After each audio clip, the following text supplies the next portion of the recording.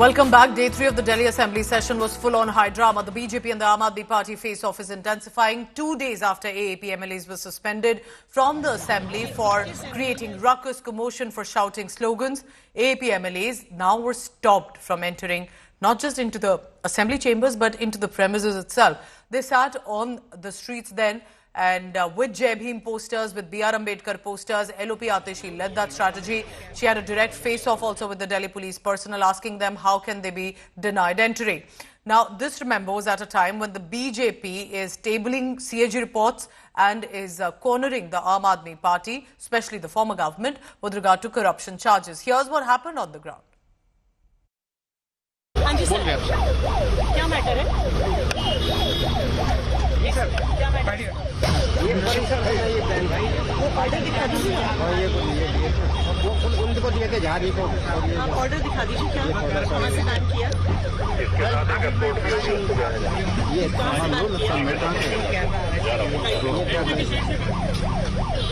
नहीं तो ये लिखा है कि सिटिंग से सस्पेंड कर सकते हैं। विधानसभा में एंट्री से कैसे रोक सकते हैं? सर जो अंदर किससे ऑर्डर आया है? ये स्पीकर साहब की तरफ से। तो स्पीकर साहब ने ऑर्डर दिया है कि आम आदमी पार्टी के विधायकों को किसको नहीं घुसने से मना किया? आप स्पीकर साहब ने ऑर्डर दिया है कि 21 MLA को विधानसभा के परिसर के अंदर नहीं घुसने देना है। ये ऑर्डर दिया है क्योंकि इसमें तो लिखा है कि हाउस से सस्पेंडेड है 3 सिटिंग। कैंपस के अंदर एंट्री कैसे होगी?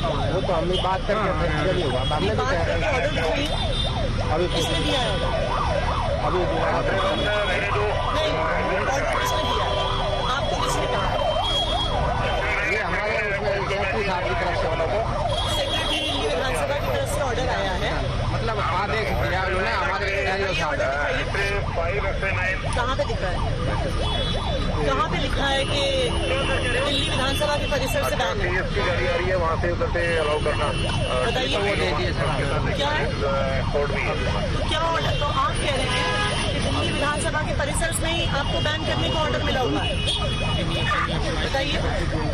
मैं यहाँ पे पहुंची 10:30 बजे और हमारी गाड़ी को अंदर नहीं घुसने दिया। ये इतिहास में, देश के इतिहास में पहली बार ऐसा हुआ होगा कि चुने हुए विधायकों को विधानसभा परिसर के अंदर नहीं घुसने दिया जा रहा है। आप संसद में भी देखिए, अक्सर सस्पेंडेड मेंबर्स गांधी प्रतिमा के नीचे प्रोटेस्ट करते हैं। इस विधानसभा में भी भाजपा जब विपक्ष में थी तो जो सस्पेंडेड मेंबर्स हैं वो अंबेडकर की मूर्ति के नीचे, गांधी जी की मूर्ति के नीचे प्रोटेस्ट किया करते थे। क्या कारण हो सकता है आपको रोकने के लिए? क्योंकि आपने पहले ही कहा कि आम आदमी पार्टी से डरते हैं। उनको पता है कि आम आदमी पार्टी बाबा साहब भीमराव अंबेडकर की तस्वीर उठाने का मुद्दा उठाएगी। उनको पता है कि 2500 रुपए महिलाओं को देने का मुद्दा आम आदमी पार्टी उठाएगी और इन मुद्दों को आम आदमी पार्टी नहीं उठा पाए। भारतीय जनता पार्टी डर की वजह से हमें रोक रही है। अब उपराज्यपाल के अभिभाषण में उसको डिस्टर्ब करना एक बड़े स्तर की अवहेलना है, सदन की मर्यादा को तार-तार करना है।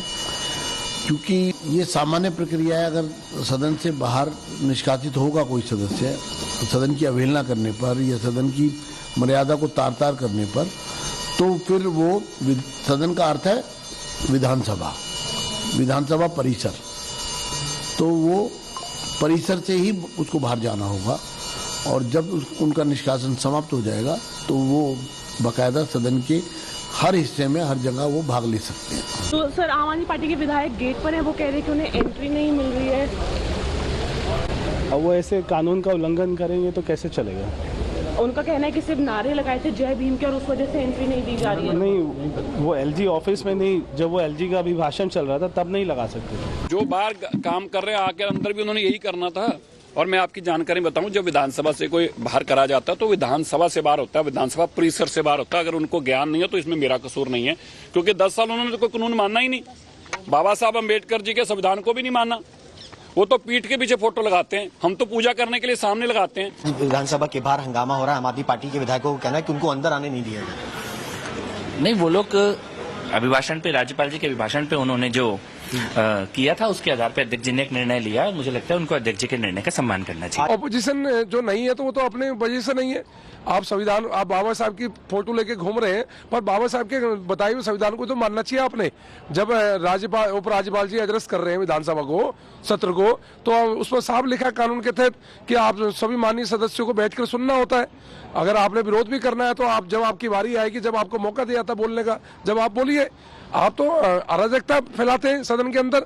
आप तो, आपको लग रहा है कि आप अभी सत्ता में ही हो, आपको वही गरूर है सत्ता का, पर आपको याद रखना चाहिए आप सत्ता से बाहर हो चुके हैं, अपोजिशन की भूमिका निभा रहे हैं। दिल्ली विधानसभा आना मेरा अधिकार है।